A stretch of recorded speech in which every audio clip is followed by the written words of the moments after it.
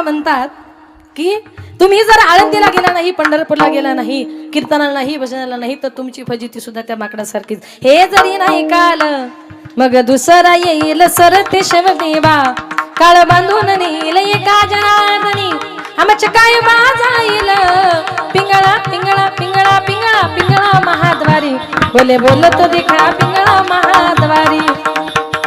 म्हणून संत महात्मांनी तुम्हाला मला जो मार्ग सांगितला, केली पायवाट, परमार्थाची पायवाट दाखवण्याचा प्रयत्न केला आणि पुढे जाऊन काय केलं, ही पायवाट दाखवल्यामुळे उल्लंघिला माया घाट.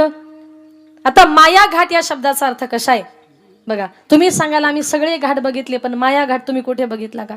तो इतका डेंजर आहे. तुम्ही जगातले सगळे घाट पार करू शकता, पण माया घाट पार करणं फार अवघड आहे. माया या शब्दाचा अर्थ काय? मा म्हणजे नाही आणि या म्हणजे जी अस्तित्वात नाही अशी ती माया. माया म्हणजे वांझीच्या मुलासारखी, माया म्हणजे सशाच्या शिंगासारखी. माया नावाची गोष्ट दिसत नाही, पण तिने अनेकांना फसवलं.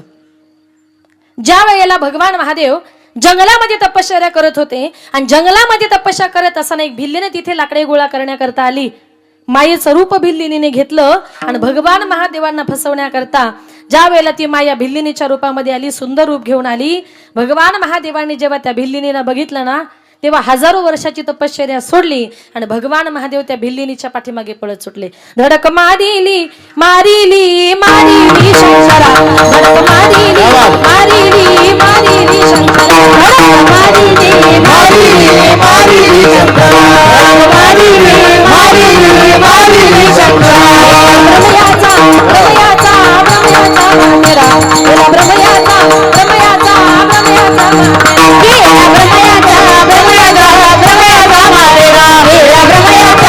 ब्रह्मयाचा चंद्रासी चंद्रासी चंद्रासी रंगारा, चंद्रासी चंद्रासी चंद्रासी रंगारा, चंद्रासी चंद्रासी चंद्रासी रंगारा, चंद्रासी चंद्रासी चंद्रासी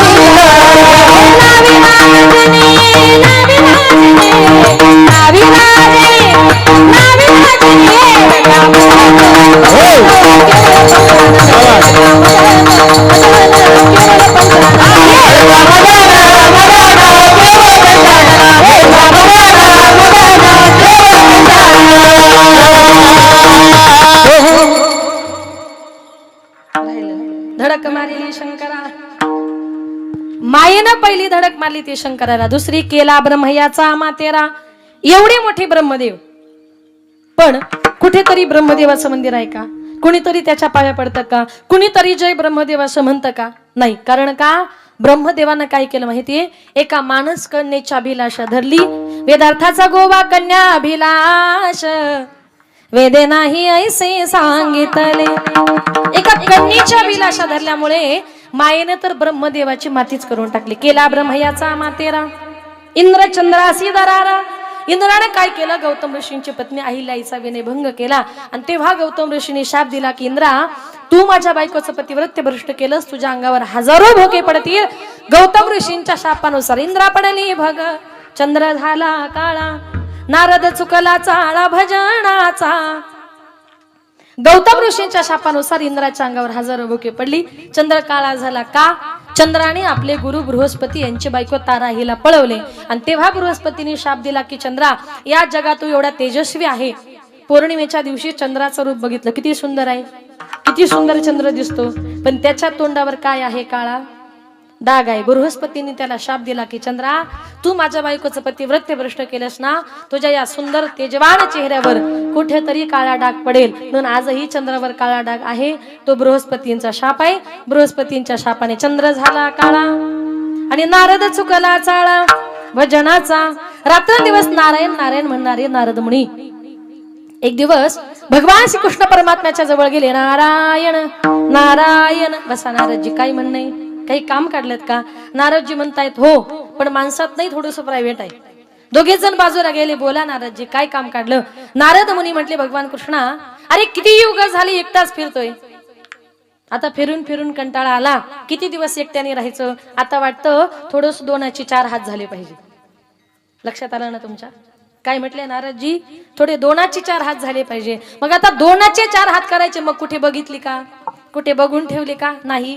मग दोनाचे 4 हात करायचे म्हणता, मग कुठे बघायची ना. नारद मुनी म्हणतात अरे बघायची काय गरज आहे. म्हटले असं कसं, आणि तुला आहेत ना 16,108. म्हटले मग काय करायचं एवढ्यांचं, त्याच्यातली एकच देऊन टाक.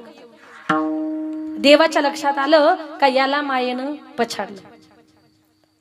घेऊन टाक म्हटले माझी बायको. नारद मुनी म्हटले कुठली घेऊ. देवाने सांगितलं 16,108 बायका आहेत, त्याच्यापैकी ज्या बायकोच्या जवळ मी उभा नसेल ना ती बायको तुला घेऊन जा. नारदाला आनंद वाटला, मला देवाची बायको मिळणार. नारद मुनी या महालातून त्या मला जे पळत सुटले ना, 16,108 बायकांच्या जवळ भगवान श्रीकृष्ण परमात्मा उभे होते. पश्चाताप झाला होता, अपमान झाला होता, पळत गेले, गंगेमध्ये बुडी मारली. आणि बुडी मारल्याबरोबर नारदाला बायको पाहिजे होती ना, बुडी मारून नारदजी वरती आले तर देवानं नारदाचीच नारदी केली. पुढे लग्न होऊन तिला 60 मुले झाली. त्या 60 मुलांचं करता करता त्या नारदीला संसार भजन करायला वेळ मिळाला नाही, म्हणून नारद चुकला चाळा भजनाचा. आता ऐका, निळोबराय म्हणतात मायेमध्ये ब्रह्मदेव फसले, महादेव फसले, इंद्र फसला, चंद्र फसला, नारद मुनी फसले, सगळेच फसले. पण माझ्या तुकोबरायांनी मात्र काय केलं, उल्लंघिला माया घाट. माझ्या गुरुनी तो मायेचा घाट पार केला. मग म्हटले तुमच्या गुरुनी मायेचा घाट पार करण्याकरता नेमकं केलं तरी काय. तर निळोबराय म्हणतात माझ्या गुरुनी एकच केलं, काय, अभंगाचे जी हरी आठवी, जी हरी आठवी, जी हरी आठवीला, जी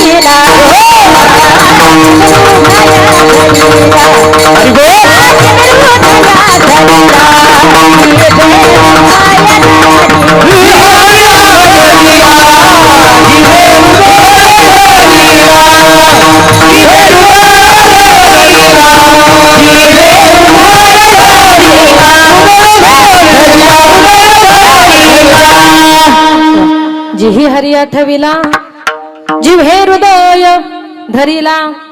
निळोबराय म्हणतात माझ्या गुरुनी हरी आठवला, नुसता आठवला नाही तर जिव्हेवर घेतले नाम चिंतन माझ्या गुरुनी हृदयापर्यंत नेलं. जिव्हे हृदय धरिला, हृदयामध्ये जागा द्यायची. भगवान परमात्म्याला माणसाने जागा दिली पाहिजे. संत महात्म्यांनी जो मार्ग सांगितला त्या मार्गाने तुम्हाला मला प्रत्येकाला जायचंय. काही काही लोकांना जीवनामध्ये कधीच कुणाचं ऐकत नाही. बघा, एक दिवस एक सासूबाई सकाळी सकाळी देवपूजा करत होती आणि तिची सुनबाई तिकडे स्वयंपाक करत होती. आता सासूबाईची देवपूजा करून झाली. देवपूजा करून झाल्यानंतर देव्हाऱ्यामध्ये वाजवतात, तिला काय म्हणतात महिला मंडळ, घंटी. त्यांचा देव्हारा मोठा असल्यामुळे त्यांच्या देव्हाऱ्यात घंटी नव्हती तर चांगला मोठा घंटाच होता. आता सासूबाईची देवपूजा करून झाली. सासूबाई घरात तिकडे तिकडे घंटा शोधू लागली, तिला घंटा काही मिळेना. तिने आवाज दिला, सुनबाई अगं देव्हाऱ्यातला घंटा कुठे बघितला का. थांबा म्हटली. आत्ताबाई 2च मिनिटात आली. ती सुनबाई पळत पळत आली.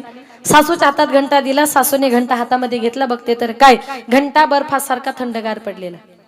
सासू म्हणते सुनबाई अगं घंटा कुठे ठेवला होता? म्हटली आत्याबाई अहो सकाळपासून फ्रीज मध्येच होता.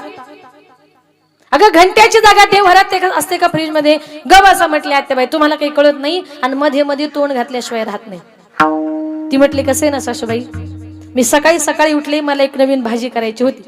त्या भाजीची रेसिपी मी युट्यूबला बघत होते आणि त्या भाजी करणाऱ्या माणसाने असं सांगितलंय कांदा लसूणची पेस्ट करा आणि 1 घंटा फ्रीज मध्ये ठेवा. म्हणून कांदा लसणाच्या बरोबर घंटा सुद्धा.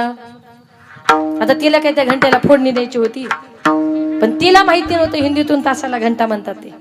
म्हणजे काही काही लोकांना काही कळत नाही बघा. एका गावात एक सुनबाई आपल्या सासूला सारखी घरात घ्यायची बाहेर काढायची, घरात घ्यायची बाहेर काढायची. एक मातृभक्त गेला आणि म्हटला बाई अहो सकाळपासून तुम्ही तुमच्या सासूला घरात घेता बाहेर काढता, घरात घेता बाहेर काढता, किती त्रास देता? ती म्हटली अजिबात मी माझ्या सासूला त्रास वगैरे देत नाही, मी सकाळपासून व्यायाम करते व्यायाम. तो म्हटला असं सासूला आत बाहेर काढून कुणी व्यायाम करता का? ती म्हटली कसं ना दादा खरं सांगू का मी रामदेव बाबाची कट्टर शिष्य आहे आणि मी सकाळी उठले का टीव्हीला पहिले रामदेव बाबांचे योगासन लावते आणि त्याच्यात रामदेव बाबांनी असं सांगितलंय सास को अंदर ले लो सास को बाहेर छोडो, सास को अंदर ले लो सास को बाहेर छोडो. आता रामदेव बाबा काय म्हणतात? सासूला हात घ्या बाहेर काढा. ते म्हणतात बाबांनो श्वास घ्या श्वास सोडा. म्हणजे तुम्ही जर त्याचा काही अर्थ करत असाल तर त्याला बाबा तरी काय करतील? म्हणजे काही काही लोकांना काही कळत नाही पण ते कोणाचं ऐकत नाही. तुम्हाला जर कळत नसेल तर आपल्यापेक्षा वयानं ज्ञानानं मोठ्या असणाऱ्या माणसाला विचारा. जीवनामध्ये तुमचा उद्धार झाल्याशिवाय राहत नाही का? म्हणून थोडस कमीपणा घ्यायला शिका. उलट म्हणा मला येतं ना ते खूप कमी येतं. माझ्यापेक्षा कितीतरी हुशार माणसं या जगामध्ये आहे. त्या दिवशी तुम्ही या जगामध्ये प्रगती केल्याशिवाय राहणार नाही. कारण स्त्रियांचं आयुष्य म्हणजे फार अवघड असतं आणि थोड्या आयुष्यामध्ये त्या स्त्रीला अनेक नाती निभवावी लागतात. स्त्रीचं आयुष्य म्हणजे कसं असतं ऐका. जन्म बाईचा बाईचा खूप घाईचा, एक आईचा आईचा एक ताईचा. जन्म बाईचा बाईचा खूप घाईचा, एक आईचा आईचा एक ताईचा.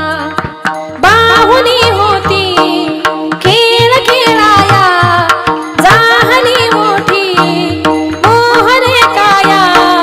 गंध वेसावा गंध जाईचा, जन्म बाईचा बाईचा खूप घाईचा, एक आईचा आईचा एक ताईचा. कमी आयुष्यामध्ये तिला अनेक नाती निभवावी लागतात. म्हणून स्त्रियांचं आयुष्य म्हणजे अतिशय अनमोल असतं, अतिशय मोलाचं असतं. म्हणून आपल्या मुलांवर प्रत्येक मायबापाने उत्तम संस्कार रुजवण्याचा प्रयत्न करा. जसे तुकोबरायांवर झाले ज्ञानोबरायांवर झाले. माझ्या तुकोबरायांनी काय केलं माहितीये? उल्लंघिला माया घाट. तुकोबरायांना देखील त्रास दिला हो. माईनं त्यांना सुद्धा फसवण्याचा प्रयत्न केला बघा. एक दिवस तुकोबरायांची बायको घरामध्ये नाही हे बघितलं आणि गावातल्या काही खळ लोकांनी एक वेश्या तुकोबरायांकडे पाठवली. सांगितलं जा त्या तुकोबरायांचं वैराग्य भ्रष्ट करू नये. जा ज्या वेळेला वेश्या तुकोबरायांच्या घरी गेली तुकोबराय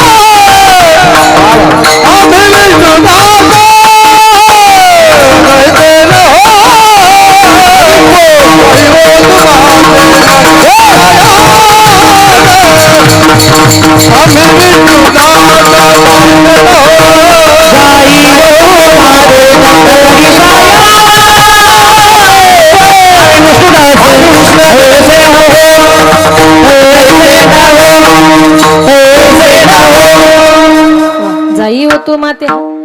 ती वेश्या तुकोबरायांच्या घरी पाठवली. तुकोबराय देवाचं ध्यान करत होते.